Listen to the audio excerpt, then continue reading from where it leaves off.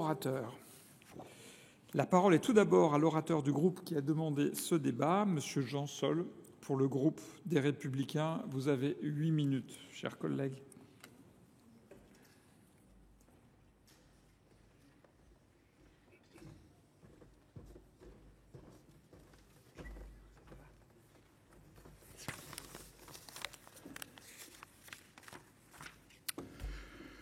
Monsieur le Président, Madame la Ministre, mes chers collègues, l'année 2024, pas encore terminée, a été marquée par des records de pluviométrie. Cette situation est exceptionnelle et même atypique, puisqu'elle fait suite à plusieurs années de sécheresse pour une large part du territoire hexagonal. Gouverner, c'est prévoir et c'est donc anticiper. Nous avons la chance au Sénat de disposer d'une délégation à la prospective, dont c'est précisément la mission. Son rapport sur l'eau, remis fin 2022, et intitulé « Comment éviter la panne sèche », dont j'ai été co-rapporteur, posait un diagnostic clair et implacable, confirmé par la mission conduite l'année dernière par nos collègues Rémy Pointereau et Hervé Gillet. Les cycles hydriques se modifient sous l'effet du changement climatique, nous faisant alterner des épisodes de fortes précipitations au printemps et en automne et des épisodes prolongés chauds et secs en été, parfois aggravés par des sécheresses hivernales.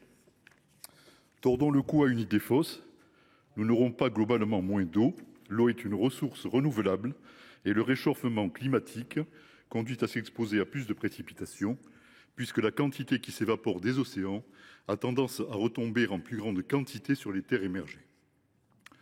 En revanche, les périodes de pluie, leur distribution géographique, leur intensité sont déjà en train de changer. Le projet de recherche Explore 2070 estime que le débit moyen des cours d'eau pourrait baisser en France de 10 à 40%, avec une variabilité accrue tout au long d'une saison, mais aussi d'une année sur l'autre. Nous attendons les résultats de l'étude Explore 2, qui devrait affiner ces précisions et en préciser la géographie. Mais une chose est sûre, tous les territoires, même au nord du pays, seront touchés. Le récent épisode espagnol en est un exemple concret. Dans ce contexte, ne rien faire serait catastrophique. Gérer l'eau, la domestiquer est consubstantiel à la civilisation. Il convient de se prémunir contre les inondations, mais aussi de sécuriser notre approvisionnement en eau potable, de savoir l'utiliser pour l'industrie, pour la production d'énergie ou encore pour l'agriculture. Au passage, notons que l'agriculture irriguée ne représente que 10% de nos surfaces, soit moins de 3 millions d'hectares. Bien sûr, il faut tirer les leçons du passé et ne pas se lancer dans des aménagements hydrauliques néfastes à l'environnement et à la biodiversité. Nous disposons désormais des connaissances nécessaires et d'un cadre juridique très exigeant pour ne pas tomber dans les travers de tels aménagements. Mais ne tombons pas non plus dans l'excès inverse. Les deux rapports sur l'eau de la délégation à la prospective et de la mission sénatoriale de 2023 rappellent que tenir l'eau pour l'agriculture n'est pas mauvais en soi.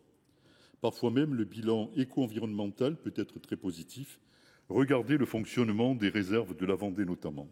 Le Varenne agricole de l'eau et le plan eau annoncé au printemps 2023 par le président de la République montrent qu'il y a une prise de conscience du besoin de faire des retenues collinaires et des retenues de substitution pour récupérer l'eau surabondante. L'hiver en particulier, pour ne pas avoir à en pomper dans les rivières ou les nappes durant l'été. Sachons appliquer avec discernement le principe de précaution en n'opposant pas environnement et activité économique et en essayant de faire dialoguer les différentes parties prenantes.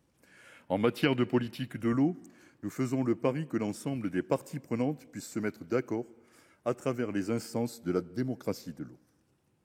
Comité de bassin, commission locale de l'eau.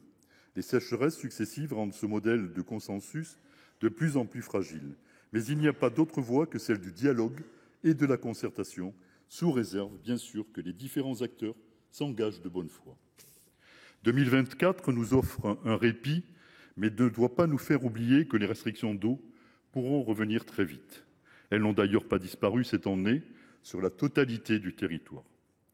Dans mon département des Pyrénées-Orientales, dans lequel vous êtes venue, Madame la Ministre, l'accès à l'eau est stratégique, comme partout pour les populations qui y résident, mais aussi pour le secteur touristique et surtout pour nos agriculteurs, viticulteurs, maraîchers, cultivateurs, arboriculteurs et éleveurs. Depuis plusieurs années, les arrêtés préfectoraux sécheresse se multiplient et tendent à devenir permanents.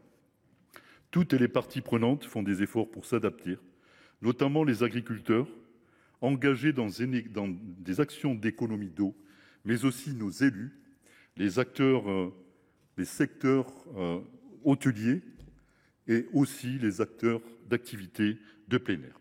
Mais ces efforts ne sont supportables à long terme que s'ils s'accompagnent de mesures de gestion plus actives et plus ambitieuses par les pouvoirs publics.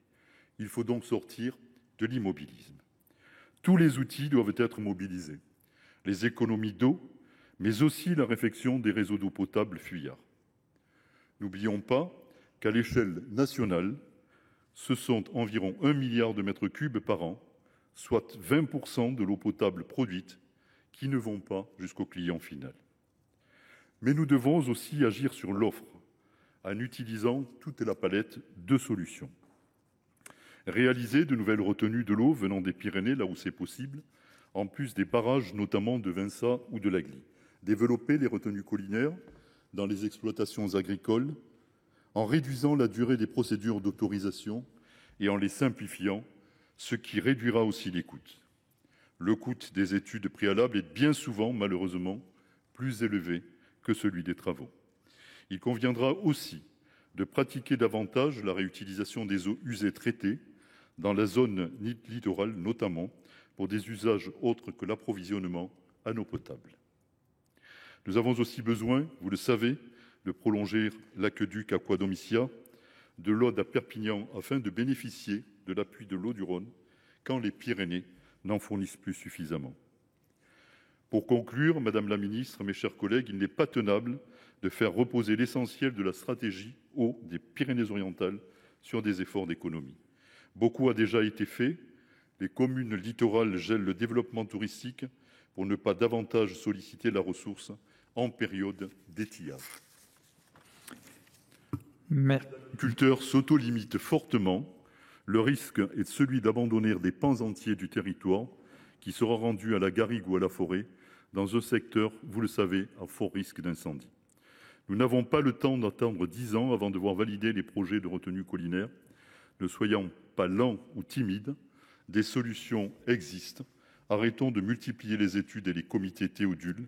N'attendons plus pour agir, car il y a urgence.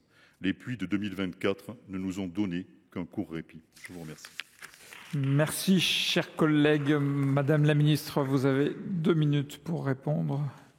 Merci, Monsieur le Président. Monsieur le sénateur Sol, merci de poser et de planter le décor sur ce débat sur l'eau.